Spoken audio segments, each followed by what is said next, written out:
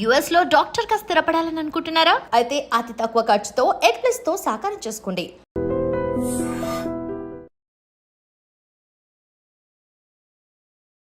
And మన bone ఒక strength అనేది కూడా రాను రాను తగ్గిపోతుందా, లేకపోతే ఎలా ఉంటుంది ప్రజెంట్? తగ్గిపోతుందండి. తగ్గిపోతుంది. ఒక ఏజ్ వచ్చిన తర్వాత బోన్ స్ట్రెంత్ అనేది తగ్గిపోతుంది. ఓకే. మనకి హైయెస్ట్ ఉండేది ఏంటంటే 25 to 35 ఏజ్ గ్రూప్ మధ్యలో ఉండేది స్ట్రాంగ్గా ఉంటాయి. వన్స్ మీరు 50కి వచ్చారు, 60కి వచ్చారంటే ఆటోమేటిక్గా మీ బోన్స్లో బలం తగ్గిపోతుంది. మరి ఆ బోన్ స్ట్రాంగ్గా ఉంచుకోవాలంటే ఏం చేయాలి సార్? బోన్ స్ట్రాంగ్గా ఉంచుకోవాలి అంటే నెంబర్ 1 ఆల్కహాల్కి, స్మోకింగ్కి దూరంగా ఉండాలి. ఓకే. నెంబర్ 1.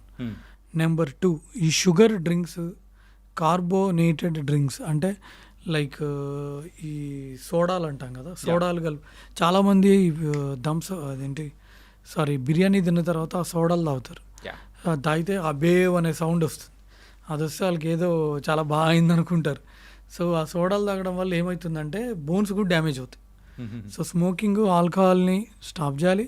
ఈ సోడాలు తాగడం వాటిని ఆ హ్యాబిట్ని కూడా మానేసుకోవాలి.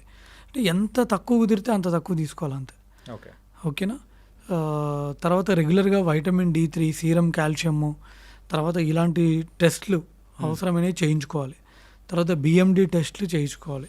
సీరం కాల్షియము, వైటమిన్ D కనుక తక్కువ ఉంటే మీ డాక్టర్ గారు అడ్వైస్ తీసుకొని దాని ప్రకారంగా ట్రీట్మెంట్ తీసుకోవాలి.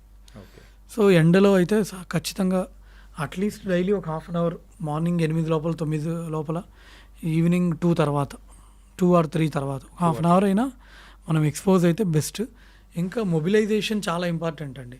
అంటే మనిషి నడవడం అనేది చాలా ఇంపార్టెంట్. మీకు ఇప్పుడు 2 పేషెంట్స్ ఉన్నారు.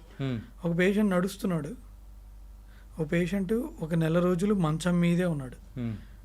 ఎవరైనా ఒక మనిషి ఒక నెల రోజులు మంచం మీదే పడుకొని ఉన్నారంటే బోన్స్ కూడా వీక్ అయిపోతాయి సార్. వీక్ అయిపోతాయి. నడుస్తూ ఉండాలి. యూజ్ చేయకపోయినా వీక్ అయిపోతాయి. నడుస్తూ ఉండాలి మనిషి అనేవాడు. నడుస్తూ ఉంటేనే స్ట్రాంగ్గా ఉంటాయి. ఇమ్మొబిలైజేషన్ చేసామంటే బోన్స్ వీక్ అయిపోతాయి, ఇరిగిపోవడానికి ఛాన్స్ ఎక్కువ ఉంటుంది. స్ట్రెంత్ అనేది కూడా తగ్గిపోతుంది. Yes sir. సో అందుకని వాళ్ళు నడవడానికి ప్రయారిటీ ఇవ్వాలి. సార్, ఈ బోన్స్ మనకు స్ట్రాంగ్గా ఉండడం కోసం ఏ కైండ్ ఆఫ్ ఫుడ్ కానీ ఇలాంటివి తీసుకుంటే బెటర్ అంటారు? చాలా మంచి క్వశ్చన్ అడిగారు సార్. నన్ను చాలామంది పేషెంట్స్ అడిగేది ఇదే సార్, బోన్ స్ట్రెంత్ అవ్వడానికి నేను ఏ ఫుడ్ తీసుకోవాలని అడుగుతారు. నేను వాళ్ళకి ఏం చెప్తానంటే ఇది రెండుగా చెప్తాను. ఏది తినాలి, ఏది తినకూడదు. ఎందుకంటే ఇక్కడ ఏం తినకూడదు అనేది more important. Like cool drinks, తర్వాత ఈ ప్యాక్డ్ ఫుడ్స్ నిజంగా బోన్స్కి మంచిది కాదండి. మీరు అనుకోవచ్చు అదేం సార్ కూల్ డ్రింక్స్ వల్ల ఏమవుతుంది, ఈ ప్యాక్డ్ ఫుడ్స్ వల్ల ఏమవుతుంది అంటే దెర్ ఆర్ మెనీ స్టడీస్. ఈ వీటిల్లో ఉండే ఈ కెమికల్స్ వల్ల బోన్స్ అనేవి డ్యామేజ్ అవుతున్నాయి, బోన్స్ ఎఫెక్ట్ అయిపోతున్నాయి. బోన్ యొక్క రిసార్ప్షన్, మనకి బోన్ ఎలా ఉంటుందంటే సార్ కంటిన్యూస్గా ఫామ్ అవుతూ ఉంటుంది, కంటిన్యూస్గా రిసార్ప్షన్ అవుతూ ఉంటుంది. అంటే కొత్త బోన్ వస్తూ ఉంటుంది, కొంచెం ఆస్టియోబ్లాస్ట్స్ ఉంటాయి, ఆస్టియోక్లాస్ట్స్ ఉంటాయి, ఆస్టియోసైట్స్ ఉంటాయి. ఆస్టియోబ్లాస్ట్ ఏం చేస్తుంది అంటే కొత్త బోన్ ఫామ్ చేస్తుంది. ఆస్టియోసైట్ ఏం చేస్తుందంటే బోన్ హెల్త్ మెయింటైన్ చేస్తుంది. ఆస్టియోక్లాస్ట్ ఏం చేస్తుందంటే బోన్ని లాగేసుకుంటుంది, రిజార్ప్షన్ అంటాం. ఓకేనా. సో ఈ కూల్ డ్రింక్స్, తర్వాత ఈ ప్యాక్డ్ ఫుడ్స్ తినడం వల్ల ఏమవుతుందంటే ఈ ఆస్టియోక్లాస్ట్ యాక్టివిటీ సరిగ్గా జరగకపోవడం వల్ల రిజార్ప్షన్ అనేది ఎక్కువైపోతూ ఉండి బోన్స్ వీక్ అయిపోతూ ఉంటాయి అన్నమాట. సో అందుకని ఈ కూల్ డ్రింక్స్లో ఈ సోడా ఉండేవి, వీటిలో ఈ ఫాస్ఫరిక్ యాసిడ్ ఉండడం, ఇట్లాంటివన్నీ అంత హెల్త్కి మంచిది కాదు. సో ఇవి తీసుకోకూడదని ఐటమ్స్. ఇక తినడానికి ఏమేం కావాలి, ఏవేవి తీసుకోవాలంటే మెయిన్గా నేను చెప్పేది పేషెంట్స్కి పాలు, ఆకుకూరలు, గుడ్లు, రాగి జావా. అంటే చాలా ఐటమ్స్ లిస్ట్ ఉంటుంది. ఆ లిస్ట్ అంతా చెప్పడం కన్నా జస్ట్ ఒక 3-4 ఐటమ్స్తో కంక్లూడ్ చేయడానికి పాలు తాగడం, ఆకుకూరలు, గ్రీన్ లీఫీ వెజిటబుల్స్ చాలా చాలా చాలా మంచిది బోన్ హెల్త్కి. కంటికి ఎలాగ మంచిదో బోన్ హెల్త్ కూడా అలాగే మంచిది. రాగి జావా చాలా చాలా మంచిదండి. దాంట్లో కాల్షియం, వైటమిన్స్, మినరల్స్ అన్నీ ఉంటాయి. తర్వాత మీరు తీసుకోగలిగితే ఆల్మండ్స్, డ్రై ఫ్రూట్స్ అవి కూడా తినొచ్చు హ్యాపీగా. పిల్లలకి చాక్లెట్లు, తర్వాత ఇట్లాంటివి ఈ ప్యాక్డ్ ఫుడ్స్ ఇచ్చే బదులు శుభ్రంగా 4 డ్రై ఫ్రూట్స్ ఇచ్చి దాంతో లడ్డూలు కూడా చేయాల్సిన అవసరం లేదు. జస్ట్ 4-5 బాదం కానీ, పిస్తా కానీ అవి వాళ్ళు తిన్నా హ్యాపీ. సో ఆర్థోపెడిక్ సర్జన్గా sir, so total knee replacement అని చెప్పేసి మనం వింటూ ఉంటాము. యాక్చువల్గా ఈ టోటల్ నీ రీప్లేస్మెంట్ అనేది కూడా యూజువల్గా ఎప్పుడు చేయించుకోవాలి? టోటల్ నీ రీప్లేస్మెంట్ సర్జరీ ఎప్పుడు చేయించుకోవాలంటే ఎవరైనా ఒక పేషెంట్కి ఒక 55 ఇయర్స్ ఏజ్ వచ్చినాయి, okay 55 to 60 ideal age group sir. అదేంటి సార్ 40గా చేసుకోకూడదు అంటే 40కి కూడా చేయొచ్చు. కొన్ని ఎక్సెప్షనల్ కండిషన్స్లో 40కి కూడా చేస్తాం. కానీ 55 to 60 ఏజ్ గ్రూప్ వాళ్ళకి కనుక చేస్తే మనం వేసే ఇంప్లాంట్ రఫ్గా 15 to 20 ఇయర్స్ వస్తుంది. ఓకే సో 60 ఏళ్ళ వాళ్ళు చేయించుకున్నారు అనుకోండి, మనం చేసే ఇంప్లాంట్ మనం ఏదైతే ఇంప్లాంట్ పెడుతున్నామో అది రఫ్గా ఒక 15-20 ఇయర్స్ వస్తుంది. ఓకే సో ఒక 75 ఇయర్స్ ఏజ్ వరకు వస్తుంది. సో మన ఇండియాలో యావరేజ్ లైఫ్ ఎక్స్పెక్టెన్సీ 72 ఇయర్స్ అనమాట. ఓకేనా? సో వాళ్ళ లైఫ్కి అది కరెక్ట్గా సరిపోతుందనే ఆ ఉద్దేశంతో ఆ ఏజ్ గ్రూప్ వాళ్ళకి మనం సజెస్ట్ చేస్తాం అనమాట. అలా అని కొంతమంది రుమటైడ్ ఆర్థరైటిస్ పేషెంట్లకి కొన్ని ఎక్సెప్షనల్ కండిషన్స్లో ముందే చేస్తాం. It doesn't mean like every వన్కి ప్రతి ఒక్కరికి ముందే చేస్తామని కాదు.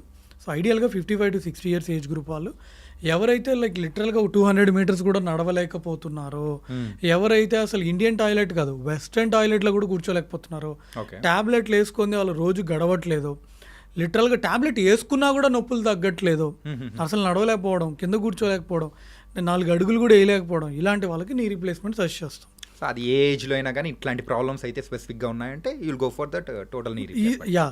ఇంకోటి నీ రీప్లేస్మెంట్ సర్జరీ చెప్పినప్పుడు వాళ్ళ హార్ట్ కండిషన్ ఎలా ఉంది, షుగర్ ఉంటే షుగర్ కంట్రోల్లో ఉందా లేదా, ఇవన్నీ కూడా చూస్తామండి. ఓవరాల్గా వాళ్ళు ఎంత ఫిట్గా ఉన్నారనేది కూడా చూస్తాం. ఎందుకంటే సర్జరీ ముందు ఖచ్చితంగా కొన్ని బ్లడ్ టెస్ట్లు అవ్వాలి, తర్వాత గుండెకి సంబంధించి 2D echo, ECG, chest x ray, తర్వాత ఇంకా కార్డియాలజిస్ట్ డాక్టర్ గారు ఇంకేమన్నా ఫర్దర్ స్కాన్స్ అడ్వైజ్ చేస్తే ఆ స్కాన్స్ అవన్నీ అయిపోయి అవన్నీ నార్మల్గా ఉన్నాయనుకుంటే ఫిజిషియన్ కూడా చూసి ఓకే అనుకుంటే తర్వాత అనస్థీషియా డాక్టర్ గారు చూస్తారు, మత్తిచ్చే డాక్టర్ గారు, వాళ్ళు కూడా చూసి పేషెంట్ బాగానే ఉన్నారు ఫిట్గా ఉన్నారు అనుకుంటే దెన్ అప్పుడు సర్జరీకి తీసుకుంటాం. సార్ ఓన్లీ ఈ హార్ట్కి సంబంధించిన వ్యాధులే కాకుండా కిడ్నీకి సంబంధించి, లివర్కి సంబంధించి ఇలా డిఫరెంట్ కూడా ఉంటాయి చూడండి సార్, అవి కూడా కన్సిడరేషన్ తీసుకొని you'll go for the surgery. అవునండి. ఓకే. ఈ నీ రీప్లేస్మెంట్ సర్జరీ తర్వాత వచ్చే కాంప్లికేషన్స్ కానీ ఏదైనా ఉంటాయంటారా? చాలా ఉంటాయి సార్. ఓకే. 100 మందిలో ఒకళ్ళిద్దరికి అది ఇన్ఫెక్షన్ వచ్చే ఛాన్స్ ఉంటుంది. సో తర్వాత అసెప్టిక్ లూజనింగ్ అంటాం, అంటే ఇది ఒక ఇన్ఫెక్షన్ కాదు బట్ ఇంప్లాంట్ లూజ్ అయిపోవడం అనమాట. ఓకే. ఇది కూడా ఉంటుంది. తర్వాత మోకాలు స్టిఫ్గా అవడం ఉంటుంది, తర్వాత వాళ్ళకి స్పర్శ లేకపోవడం కూడా ఉంటుంది. సో కొంతమందికి స్పర్శ లేకపోవడం ఒక చిన్న ఏరియా ఇక్కడ స్పర్శ ఉండదు అనమాట. ఓకే. అది కామనే. కాలంతా మొద్దుబారినట్టు తిమ్మిరైనట్టు కూడా ఉంటుంది కొంతమందికి. ఓకే. సో ఇవన్నీ కాంప్లికేషన్స్. అంటే ఇంకా కొంతమందికి అరే సర్జరీ అనేటప్పటికి భయపడుతూ ఉంటారు. కాకపోతే ఇలా సర్జరీకి వెళ్లకుండా ఉండడానికి రీజన్స్ ఏంటంటే, అరే ఇప్పుడు మనం నడుస్తూ ఉన్నాం బాగానే ఉంది, సర్జరీ అయిన తర్వాత అలాగే నడుస్తామా లేదా అనేది కూడా ఒక క్వశ్చన్ మార్క్ వస్తుంది కదా సార్, దానికి మీరు ఆన్సర్ ఏం చెప్తారు సార్? హ్యాపీగా నడవచ్చు. ఓకే. సర్జరీ అయిన తర్వాత కూడా కాన్ఫిడెంట్గా నడవచ్చు, భయపడాల్సిన పని లేదు. హ్యాపీగా సర్జరీ ముందు ఎలా నడుస్తున్నారో సర్జరీ తర్వాత కూడా అలా నడుస్తారు వాళ్ళు. ఓకే. బట్ 100 మందిలో ఒకళ్ళిద్దరికి అది మోకాలు ఇన్ఫెక్షన్ వచ్చే ఛాన్స్ ఉంటుంది. సో అది అంటే ఇండియాలో అయినా అంతే, యూఎస్లో అయినా అదే, యూకేలో అయినా అంతే. So there for every surgery like అదే సర్జన్ ఒక 100 సర్జరీస్ కానీ ఒక 200 సర్జరీస్ చేస్తే ఒక పేషెంట్కి అది ఇన్ఫెక్షన్ వచ్చే ఛాన్స్ ఉంటుంది. ఓకే. ప్రైమరీ టీకేఆర్లో రివిజన్ టీకేఆర్ అంటాం. రివిజన్ టీకేఆర్ అంటే ఏంటంటే, ఫర్ ఎగ్జాంపుల్ ఒక పేషెంట్ ఉన్నారు, నీ రీప్లేస్మెంట్ సర్జరీ అయింది, అది ఇన్ఫెక్షన్ వచ్చింది. ఇన్ఫెక్షన్ వచ్చినప్పుడు ఏం చేస్తామంటే ఇంప్లాంట్ తీసేసి మొత్తం తరోగా వాష్ చేసి యాంటీబయాటిక్ సిమెంట్ స్పేసర్ పెడతాం. మళ్ళీ 4 నుంచి 6 వారాల తర్వాత ఒక యాంటీబయాటిక్ హాలిడే ఇచ్చి ఈఎస్ఆర్ సిఆర్పి కంట్రోల్లో ఉన్నాయో లేదా చూసుకొని అప్పుడు ఈ సెకండ్ స్టేజ్ చేస్తాం. అంటే సిమెంట్ స్పేసర్ తీసేసి రివిజన్ ఇంప్లాంట్స్ పెడతాం. ఓకే. సో ఆ కేసులో మళ్ళీ ఇన్ఫెక్షన్ వచ్చే ఛాన్స్ 9% దాకా ఉంటుంది. So first time if it is 1 to 2%, in the second case it can be between 8 to 10%. అంటే ఇంక్రీజ్ అయిపోయినట్టు. అవును సార్. సర్జరీ అయిన తర్వాత కానీ సో వాళ్ళు తీసుకోవాల్సిన జాగ్రత్తలు అంటే మీరు ఏం చెప్తుంటారు సార్? కొంతమంది అరే అయిపోయింది కదా అని చెప్పేసి వదిలిపెట్టేసి ఇంకా they will go for the normal lifes అని వెళ్ళిపోతూ ఉంటారు, కానీ సర్జరీకి ముందున్న లైఫ్ మాత్రం ఉండదు కదా. అంటే కింద కూర్చోవద్దని చెప్తాం సార్. ఓకే. హెవీ వర్క్స్ చేయొద్దని చెప్తాము. అంటే ఇప్పుడు చాలామంది పల్లెటూరుల నుంచి కూడా వచ్చి చేయించుకుంటూ ఉంటారు, మళ్ళీ పొలం పనులకు వెళ్ళొద్దని చెప్తాము. ఓకే. ఎందుకంటే పొలం పనులకి వెళ్ళినప్పుడు మళ్ళీ సడన్గా ఏదైనా లైక్ ఏదైనా తట్టుకొని కింద పడ్డా మళ్ళీ ఏదన్నా తలనొప్పి, సో అందుకని ఆ 2 పనులు వద్దని చెప్తాం. ఓకే. రిమైనింగ్ అంతా వాళ్ళు చేసుకోవచ్చు, మెట్లు ఎక్కడం దిగడం చేయొచ్చు, వాళ్ళ పనులన్నీ వాళ్ళు చేసుకోవచ్చు. ఎన్ని రోజులు పడుతుంది సార్ ఇది సర్జరీ అయిన తర్వాత కోలుకోవడానికి? రఫ్గా ఒక 2-3 వీక్స్ అండి అంతే. ఓకే, 2-3 వీక్స్లో they will be normal. Yes. Okay, discharge అవ్వడానికి? డిశ్చార్జ్ ఆఫ్టర్ 3 డేస్కి డిశ్చార్జ్ చేస్తాం. ఆఫ్టర్ 3 డేస్కి ఈరోజు సర్జరీ అవుతే 3 డేస్ తర్వాత డిశ్చార్జ్ చేస్తాము. పక్క రోజు నుంచి నడిపిస్తాము. ఓకే, ఫిజియోథెరపీ చేయిస్తాము. ఈ ఫిజియోథెరపీ అనేది కూడా ఎన్నాళ్ళు చేయించుకుంటూ ఉండాలి వాళ్ళు? రఫ్గా నేను 2-3 వీక్స్ చేయించుకోమని చెప్తాను సార్. ఫిజియోథెరపీ కంపల్సరీ అవసరం అండి. ఎందుకంటే ఫిజియోథెరపీ చేస్తే మనకి కండరాలు గట్టిపడతాయి. ఓకే, మనం ఏ అప్రోచ్ ద్వారా చేసినా కూడా ఫిజియోథెరపీ అనేది కంపల్సరీ కావాలి సార్. ఓకే, అలాగే ఇంప్లాంట్స్ గురించి మరి మాట్లాడారు. అసలు ఈ ఇంప్లాంట్స్ అనేది కూడా సో ఎలాంటి ఇంప్లాంట్స్ అనేది కూడా యూజ్ చేస్తూ ఉంటారు సార్? దీంట్లో రకరకాలు ఉన్నాయి సార్. అంటే ఆక్సినియం అని, కోబాల్ట్ క్రోమ్ అని ఇట్లా. సో ఒక్కొక్క కంపెనీ ఒక్కొక్కది ఉంటుంది. సో నేను యూజువల్గా రెగ్యులర్గా ఎక్కువ జాన్సన్ది వాడుతుంటాను. మిగతావి కూడా వాడుతుంటాను, అట్లేం లేదు. సో కోబాల్ట్ క్రోము, టైటానియము, తర్వాత ఆక్సినియం అవి ఉంటాయండి. ఓకే, ఈ టోటల్ నీ రీప్లేస్మెంట్ సర్జరీ విషయానికి వచ్చేటప్పటికి దెర్ ఇస్ అనే డిఫరెంట్ కైండ్ ఆఫ్ సర్జరీస్ అనేది కూడా ఉంటాయి కదా. ఇప్పుడు టెక్నాలజీ పెరిగిపోయింది, ఈ రోబోటిక్ అనేది కూడా మనం వింటూ ఉన్నాము. జస్ట్ ట్రెడిషనల్గా ఉండేది ఆ రోబోటిక్ అనేది. So what's the difference sir రెండు దానికి? సార్ ఈ రోబోటిక్ టీకేర్లో ఏంటంటే అండి మనకి కాంప్లెక్స్ కేసెస్కి బాగా హెల్ప్ అవుతుంది. సో యాక్యురేట్గా కట్స్ తీసుకోవచ్చు, అలైన్మెంట్ కూడా పర్ఫెక్ట్గా ఉందా లేదా ఇవన్నీ చూడొచ్చు. ఓకే, సో సింపుల్ కేసెస్కి మనం రెగ్యులర్గా చేసే టెక్నిక్ సరిపోతుంది. కానీ బట్ ఏదైనా కాంప్లెక్స్ కేసెస్, ఫీమర్ నెయిల్ ఉంది ఆల్రెడీ, సో ఇలాంటి కేసెస్ చేయడానికి మనకి రోబో ఉంటే బెటర్ అనమాట. ఓకే, కానీ ఇప్పుడు ప్రెసెంట్ ఎక్కువ ఏది జరుగుతుంది sir, traditional or this robotic? So ఇండియాలో ఇంకా ట్రెడిషనల్ వేలోనే జరుగుతుంది సార్. కొన్ని సెంటర్స్లోనే ఉంది robo, but by and large ఇండియాలో ఎక్కువ కేసెస్ అయితే ట్రెడిషనల్ వేలోనే జరుగుతున్నాయి. And is it expensive?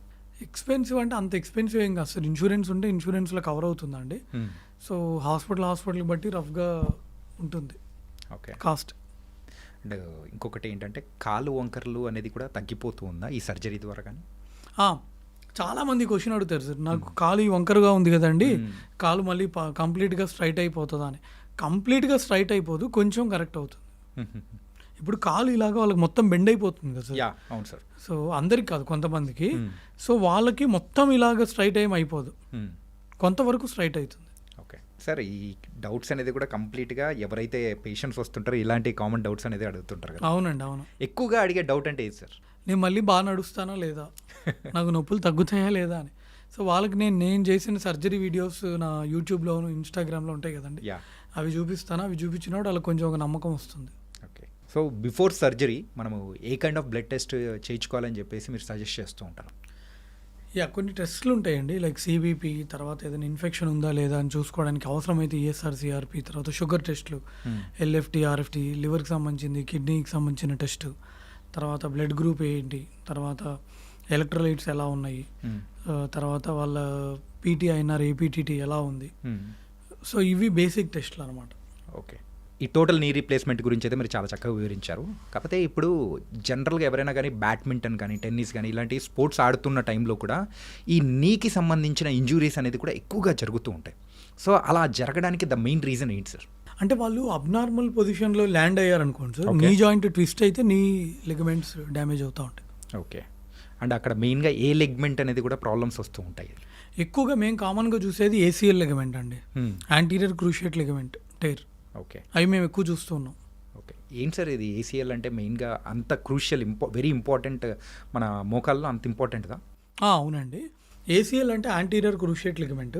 అది ఫీమర్ వెనకాల నుంచి వచ్చి టిబియాకి యాంటీరియర్గా అతుక్కుంటుంది. ఓకే, సో మన టిబియా బోన్ ఏంటంటే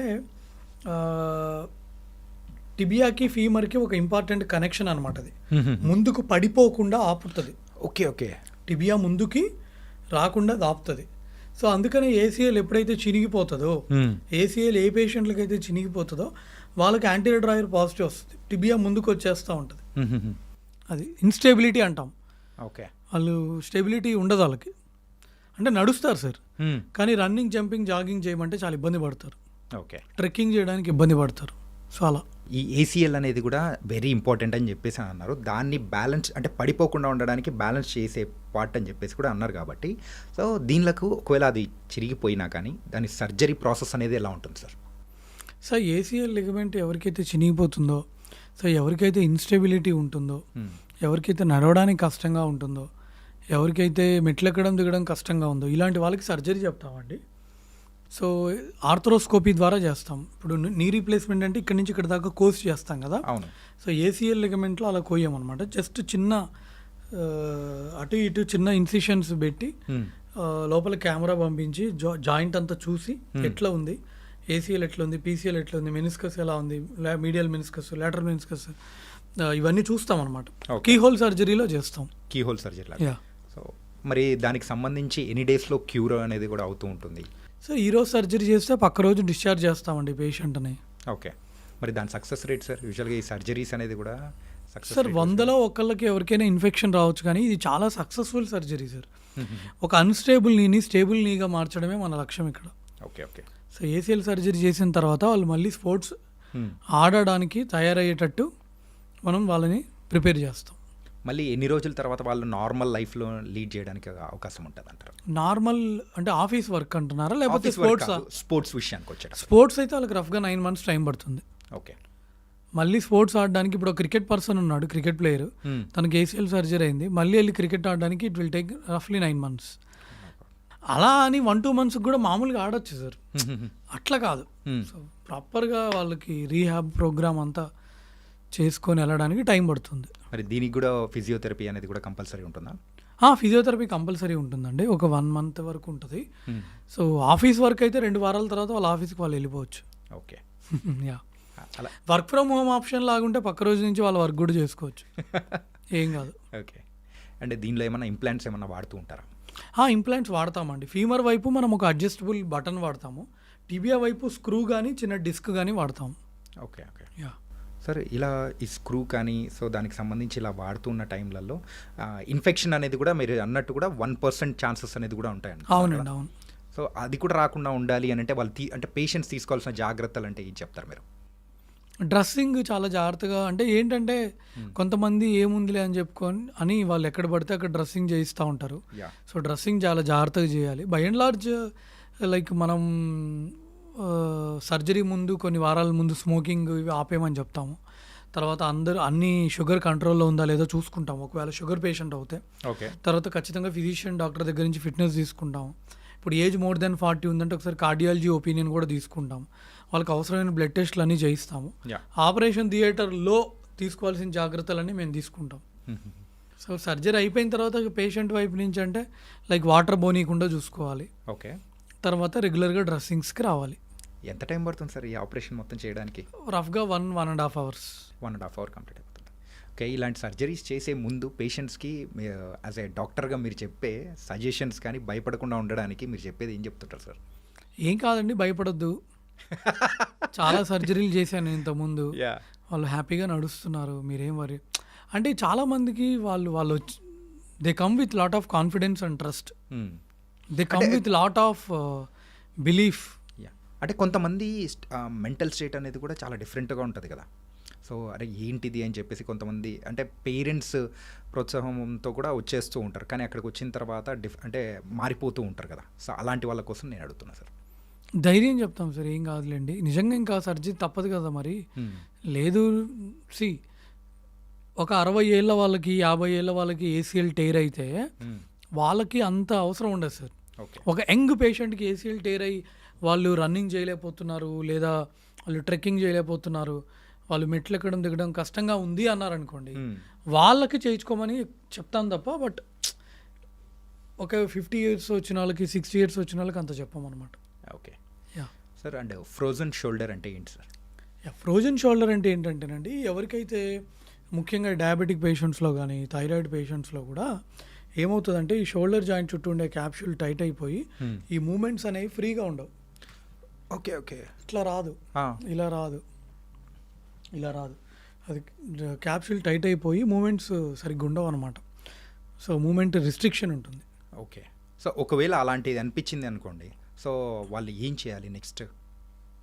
ఇమీడియట్గా ఆర్థోపెడిక్ సర్జన్ని కన్సల్ట్ అవ్వాలి సార్. ఓకే. సో వాళ్ళకి ఎగ్జామిన్ చేస్తాము, అవసరం అనుకుంటే ఎక్స్రే అండ్ ఎంఆర్ఐ స్కాన్ కూడా రాస్తాము. సో చూస్తాం అంటే అది ఫ్రోజన్ షోల్డర్ ఒకటే ఉందా, ఫ్రోజన్ షోల్డర్ కాకుండా ఇంకా వేరేవి ఏమైనా ఉన్నాయా, రొటేటర్ కఫ్ టైర్స్ ఏమైనా ఉన్నాయా, అంటే కండరాలు ఏమైనా చినిగినాయా, బైసెప్స్ టెండినైటిస్ ఏమైనా ఉందా, యాక్రోమియన్ ఎట్లా ఉంది, యాక్రోమియన్ షేప్ ఎలా ఉంది, knee joint I mean shoulder joint లోపల ఏమన్నా ఎఫ్యూజన్ ఉందా, ఫ్లూయిడ్ ఏమైనా చేరిందా, యాక్సిలరీ పౌచ్ ఎలా ఉంది, లిగమెంట్స్ ఎట్లా ఉన్నాయి, ఇవన్నీ చూస్తాం. రీసెంట్గా మా అమ్మగారికి కూడా సేమ్ అదే ప్రాబ్లం సార్. ఏంటంటే అది నిద్రలో పట్టేసిందేమో అని అనుకున్నాం, కానీ but after 1-2 days she became normal. మీరు అన్నట్టు కూడా ఇలా హ్యాండ్ అనేది ఎత్తనీకోకుండా అట్లే అయిపోయింది. వర్క్స్ అయితే కొన్ని చేసుకోగలుగుతుంది, కానీ బట్ హ్యాండ్ కంప్లీట్గా రైజ్ చేయనికోకుండా ఏది టచ్ చేస్తూనే ఫుల్ పెయిన్ అనేది కూడా వచ్చేస్తూ అట్లా అయిపోయింది అనమాట. సో ఈ కైండ్ ఆఫ్ సిమ్టమ్స్ అనేది కూడా కనిపించాయంటే ఇట్స్ ఎన్ ఫ్రోజన్ షోల్డర్ కన్సే. వీళ్ళు ఎగ్జామిన్ చేయాలి సార్. పడ్డారా, దెబ్బ తగిలిందా, ఇవన్నీ చూడాలి. షుగర్ ఉందా లేదా చూడాలి. యూజువల్గా ఈ ఫ్రోజన్ షోల్డర్ డయాబెటిక్ పేషెంట్స్లో, హైపోథైరాయిడిజం పేషెంట్స్లో, పార్కిన్సోనిజం పేషెంట్స్లో, ఆల్రెడీ పక్షవాతం వచ్చిన పేషెంట్స్లో, బెడ్ రిడెన్ పేషెంట్స్, వీళ్ళల్లో ఎక్కువ వస్తూ ఉంటుందండి. సో మనం ఎగ్జామిన్ చేయాలి. కొంతమందికి ఏంటంటే ఫ్రోజన్ షోల్డర్తో పాటు కండరాలు కూడా చినిగిపోతాయి ఇక్కడ. అంటే సడన్గా బకెట్ లిఫ్ట్ చేసిన, లేదా జిమ్కి వెళ్ళి ఏదైనా వెయిట్స్ లిఫ్ట్ చేసిన, లేదన్నా గోడ గట్టిగా గుద్దుకున్నా, లేదన్నా కింద పడ్డా కూడా రొటేటర్ కఫ్ మజిల్స్ చినిగిపోతాయి, కండరాలు చినిగిపోతాయి అనమాట. కండరాలు చినిగినప్పుడు కూడా సో వాళ్ళకి చేయి లేపడానికి రాదు, కష్టంగా ఉంటుంది. మరి అలాంటి వాళ్ళకు చికిత్స అంటే మీరు ఏం చెప్తారు సార్? సర్జరీనేనా? ఇనీషియల్గా మనం అదే ఎక్స్రే, ఎంఆర్ఐ చేయిస్తామండి. ఓకే. సో దాన్ని బట్టి ఉంటుంది వాళ్ళకి సివియారిటీ ఎలా ఉంది, ఎన్ని నెలల నుంచి ఉంది, ఆల్రెడీ 6 నెలలు అయిందా, లేకపోతే ఆల్రెడీ 1 year అయిందా, ఆల్రెడీ ఏమైనా మందులు వాడారా, ఆల్రెడీ ఫిజియోథెరపీ తీసుకున్నారా లేదా, అసలు వాళ్ళ పెయిన్ ఎలాగుంది, ఎంత సివియర్గా ఉంది, స్టిఫ్నెస్ ఎలా ఉంది, ఎంత సివియర్గా ఉందా, వీటన్నిటిని దృష్టిలో పెట్టుకొని సర్జరీ అవసరమా లేదా అనేది చెప్తాం. చేయాలంటే ఎంత ఎర్లీగా చేయాలి, ఒకవేళ సర్జరీ చేయాలంటే ఏంటి చేయాలి, ఏం సర్జరీ చేయాలి, కఫ్ రిపేర్ ఎలా చేయాలి, సింగిల్ రోనా, డబుల్ రో రిపేరా, ఇవన్నీ ఉంటాయి. కఫ్ రిపేర్ అనేటప్పటికి కంప్లీట్గా ఇదైతే ఉంటుంది. అదో మరి ఆ సర్జరీ అనేది కూడా it's complicated surgery or what sir? Minor surgery sir. Arthroscopy ద్వారా చేసేది. చిన్న కీ హోల్ సర్జరీ ఉంటుంది. చిన్న కీ హోల్ పెడతాం, షోల్డర్ లోపల కెమెరా పంపించి టీవీలో చూస్తూ చేస్తాం. ఓకే. రీసెంట్గా మీ సోషల్ మీడియా ఒక పోస్ట్లో కూడా నేను చూశాను సార్. ఏంటంటే ఒక పేషెంట్కి కూడా మీరు చేసి దానికి కుట్లేసి చూపించారు. ఐ థింక్ అదే అనుకుంటా. అవునండి, కరెక్ట్. ఓకే. సో అది ఎన్ని డేస్ పడుతుంది? సేమ్ దానికి కూడా ప్రాసెస్ కానీ అంటే క్యూర్ అయ్యి వెళ్ళిపోవడానికి కానీ ఎన్ని డేస్ పడుతుంది అంటారు? సార్ ఇప్పుడు కఫ్ రిపేర్ చేస్తే దానికి ఒక రకమైన టైం పడుతుంది. బ్యాంకౌట్స్ చేస్తే దానికి ఒక రకమైన టైం పడుతుంది. ఫర్ ఎగ్జాంపుల్ జస్ట్ ఆర్థ్రోస్కోపీ చేసి క్లీన్ చేయడం అయితే నెక్స్ట్ డే నుంచి వాళ్ళ పనులు వాళ్ళు చేసుకోవచ్చు. ఐ మీన్ ఫిజియోథెరపీ కూడా చేయొచ్చు. కఫ్ రిపేర్ చేస్తే యూజువల్గా దానికి ఒక ప్రోటోకాల్ ఉంటుంది, ఒక రీహాబ్ ప్రోగ్రామ్ ఉంటుంది. ఫస్ట్ 4-6 weeks బ్యాక్ పెట్టుకోమని చెప్తాము. దాని తర్వాత ఎవ్రీ 2 weeksకి కొంచెం మూమెంట్ స్టార్ట్ చేస్తాం. వీటన్నిటి గురించి చాలా చక్కగా చెప్పారు sir. It's everything is super. కాకపోతే జనరల్ లైఫ్లో వచ్చే డౌట్స్ అయితే కొన్ని ఉన్నాయి. మనము ఫోన్ యూజ్ చేసే విధానం అనేది కూడా ఒకటి ఉండాలి, లేకపోతే పెయిన్స్ అనేది కూడా వస్తూ ఉంటుంది. ఈ మధ్య రీల్స్ వచ్చిన ట్రెండ్తో వేళ్ళ నొప్పులు వచ్చేస్తూ ఉన్నాయి. అండ్ పట్టుకొని ఈ వెయిట్ వల్ల ఏమో ఇక్కడ పెయిన్స్ వచ్చేస్తున్నాయి. ఇంకొకటి బ్యాక్ పెయిన్స్. అసలు ఫోన్ యూజ్ చేసేటప్పుడు మన పోస్చర్ అనేది ఎలా ఉండాలి, ఎలా యూజ్ చేయాలంటారు? ఇలా పెట్టి చూస్తే ఇక్కడ మెడ ఎక్కువసేపు మీరు ఒక 10 minutes ఇలా పెట్టి చూడండి, మెడ నొప్పి వస్తుంది. సో ఎప్పుడైనా ఇలా పెట్టి చూడాలి, ఐ లెవెల్లో పెట్టి చూడాలి. మనం ఐ లెవెల్లో పెట్టి చూసినప్పుడు మనకి ఇక్కడ లోడ్ ఎక్కువ పడదు. అలా కాకుండా మనం ఇలా మెడ వంచి చూసామనుకోండి, ఎవ్రీ 10 degreesకి ఇక్కడ లోడ్ ఎక్కువ పడుతుంది, ఎవ్రీ 10 degreesకి. ఓకే. సో దానివల్ల ఎక్కువ మెడ అరిగిపోయే ఛాన్స్ కూడా ఉంటుంది. డిస్క్ ప్రాబ్లమ్స్ ఇవి వస్తూ ఉంటాయి. సో ఐ లెవెల్లో చూడాలి సార్. బేసిక్గా నేను చెప్పే ఉద్దేశం ఏంటంటే ఐ లెవెల్లో చూడాలి. ఓకే. టీవీ కానీ వాటెవర్, న్యూస్ పేపర్ కూడా ఇలా పెట్టుకొని చూడకూడదు. ఒకవేళ ఇలా డిగ్రీస్ అనేది కూడా ఎవ్రీ 10 degreesకి సివియారిటీ అనేది కూడా పెరుగుతూ వెళ్తుంది కదా. సో ఇలా ఫోన్ యూజ్ చేయడం వల్ల వచ్చే మెయిన్ ప్రాబ్లమ్స్ ఏంటి? డిస్క్ బల్జెస్ వస్తాయి సార్, డిస్క్ ప్రాబ్లమ్స్ వస్తూ ఉంటాయి. సో మళ్ళీ అది సివియర్ అవుతే రాడికులోపతి అంటాము, ఇంకా సివియర్ అవుతే స్పాండిలోసిస్, తర్వాత మైలోపతి ఇవి అంటాం. So prevention is better than cure కాబట్టి so just try to see the phone like this. Okay, that's better. So ఓవరాల్గా మన హెల్త్ని, బోన్ హెల్త్నైనా కానీ చక్కగా చూసుకోవాలి, పర్ఫెక్ట్గా ఉండాలి అని అంటే సో యాజ్ ఏ డాక్టర్గా మీరు ఇచ్చే సజెషన్ ఏంటి? ఒక హెల్దీ బ్యాలెన్స్డ్ డైట్ ఫుడ్ తీసుకోవడం సార్. అంటే ఓన్లీ కార్బ్స్ తీసుకోండి, ఓన్లీ ప్రోటీన్స్ తీసుకోండి, ఓన్లీ ఫ్యాట్స్ తీసుకోండి, లేదా ఓన్లీ ఇవే తీసుకోండి అని చెప్పను నేను. మనం తినే ఫుడ్లో కార్బ్స్ ఉండాలి, ప్రోటీన్ ఉండాలి, హెల్దీ ఫ్యాట్స్ ఉండాలి, అన్నీ ఉండాలి. ఫైబర్ కూడా చాలా చాలా ఇంపార్టెంట్, నెంబర్ 1. తర్వాత ఇందాక నేను చెప్పినట్టు ఈ పాలు, ఆకుకూరలు, రాగి జావ అవి కూడా చాలా చాలా ఇంపార్టెంట్. తర్వాత ఈ షుగర్ డ్రింక్స్కి, తర్వాత ఈ షుగర్ సిరప్స్కి, తర్వాత ఈ ప్యాక్డ్ ఫుడ్స్కి ఎంత దూరంగా ఉంటే అంత బెటర్. ఎందుకంటే ఇప్పుడున్న రియలిస్టిక్ అంటే ఇప్పుడున్న దీంట్లో మనం టోటల్గా జీరో చేయలేం, కానీ but once in a while తప్పదు ఒక్కొక్కసారి. అట్ ద సేమ్ టైం మన వెయిట్ని మనం కంట్రోల్లో ఉంచుకోవడం. ఎందుకంటే ఓవర్ వెయిట్ ఉండి ఒబేస్గా ఉన్నామంటే ఆ బరువు కూడా మన మోకాళ్ళే కదండి మొయ్యాలి. సో మోకాళ్ళు ఎక్కువ అరిగే ఛాన్స్ ఉంటుంది. సో మీ బిఎంఐని మీరు కంట్రోల్లో ఉంచుకోవాలి, హైట్కి తగ్గ వెయిట్ ఉండాలి. So nice sir. అండ్ మీరు ఇచ్చే సజెషన్స్ అయితే ఖచ్చితంగా మన వాళ్ళు ఫాలో అవుతారు అనుకుంటున్నాను. So thank you so much for us. Thank you so much. Thank you.